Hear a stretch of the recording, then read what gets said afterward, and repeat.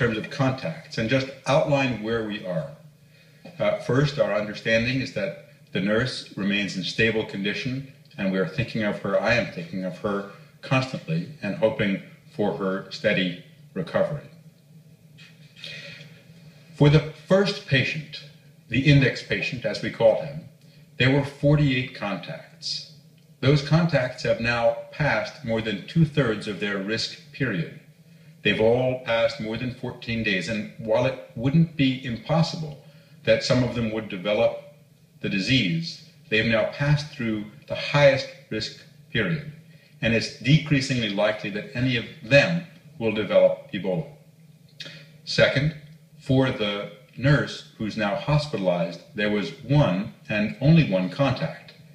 That is a representation of what happens when you do active monitoring, when you do contact tracing, and when you encourage people to come in for care promptly.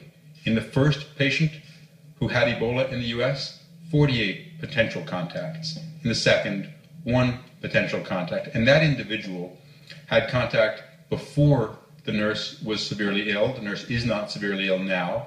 And generally, people are not highly infectious at that point. So we will hope that he does not develop infection. Third, since the nurse did develop infection, we can't rule out that other people who cared for the individual, the first patient, the index case, had exposure. Our teams have been working very hard to cast a wide net and identify everyone who might have been exposed in that circumstance. That includes anyone who went into the room, and that includes people who might have handled specimens of blood that were taken from him.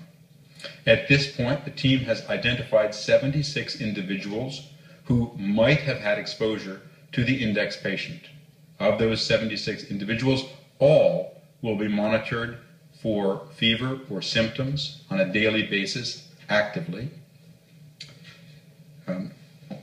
I know it's in the media, and there are several of those individuals who have been concerned about their health and have come in for care and been evaluated. Dr. Lakey will outline the results of those evaluations. I will share with you that it is very anxiety-provoking to have had a potential exposure to Ebola. When I got back from West Africa, I had gone into Ebola treatment units, and let me tell you, every time I had the slightest sore throat or headache, I was concerned, and that's what we want healthcare workers to do. Be concerned about their health if they are in this group of 76 individuals, and if so, come in for care rapidly so they can be assessed. We would much rather see a false alarm than someone who lets their illness go on for a day and potentially gets sicker and potentially exposes others. So that's the system as it should work. We want people to come in if they have any symptoms. Given that there was one patient, the second patient, the nurse did get infected, it's possible we will see other people become ill. We hope that won't be the case. And I don't want anyone to take out of this that there were 76 exposed people. There's 76 people who had some level of contact and therefore are being actively monitored.